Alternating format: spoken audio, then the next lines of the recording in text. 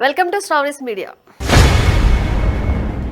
Bharatiya Janata party జాతీయ అధ్యక్షుడిగా 45 ఏళ్ల నితిన్ నబీన్ నియామకం పార్టీ చరిత్రలో కేవలం తరాల మార్పుగా కాకుండా మోదీ షా జంట పార్టీపై తమ పట్టును మరింత బిగించేందుకు తీసుకున్న నిర్ణయంగా రాజకీయ వర్గాలు భావిస్తున్నాయి. యువ నాయకత్వానికి ప్రాధాన్యం ఇవ్వడం, అలాగే ఆర్ఎస్ఎస్ కు దూరం కాకుండా ఉండేందుకు తీసుకున్న నిర్ణయం వెనుక పార్టీపై పూర్తి నియంత్రణ సాధించాలనే లక్ష్యం స్పష్టంగా కనిపిస్తోంది.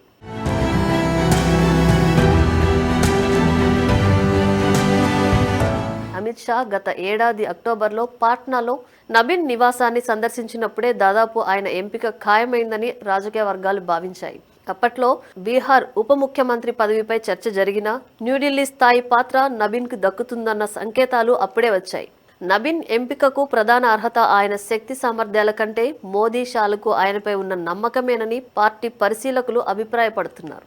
ఛత్తీస్గఢ్లో పార్టీ కో ఇన్ఛార్జ్గా సక్సెస్ఫుల్ రోల్ పోషించడం, బీహార్ ఎన్నికల్లో మోదీ ప్రచారాన్ని సమర్థంగా నిర్వహించడం నితిన్కు కలిసొచ్చాయి.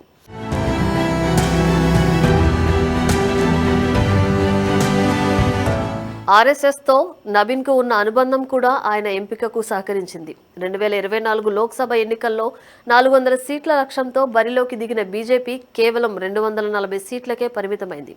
ఈ ఫలితాలకు మోదీ సంఘ్ మధ్య విభేదాలే కారణమని చాలా మంది విశ్లేషకుల మాట.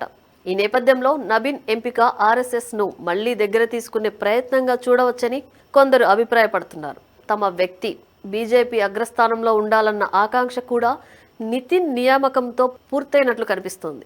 బయటకు సంఘ్ పరివార్ ప్రభావం పెరిగినట్టు కనిపిస్తున్నా నిజానికి పార్టీపై మోదీ షా పట్టు మరింత బలపడుతుందన్న అభిప్రాయం విస్తృతంగా వినిపిస్తోంది.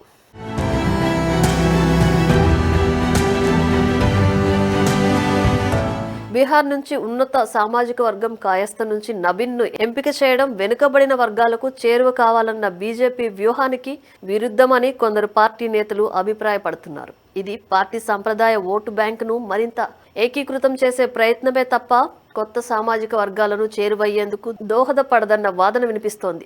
నితిన్ నబీన్ నియామకం పార్టీ భవిష్యత్తుపై ప్రభావం చూపే కీలక మలుపు. ఇది నిజంగా యువతకు అవకాశం కల్పిస్తున్నామని చెప్పడానికి తీసుకున్న నిర్ణయమా, లేక పార్టీపై మోదీ షాల ఆధిపత్యాన్ని మరింత పటిష్టం చేసే వ్యూహమా అన్నది రాబోయే రోజుల్లో స్పష్టమవుతుంది.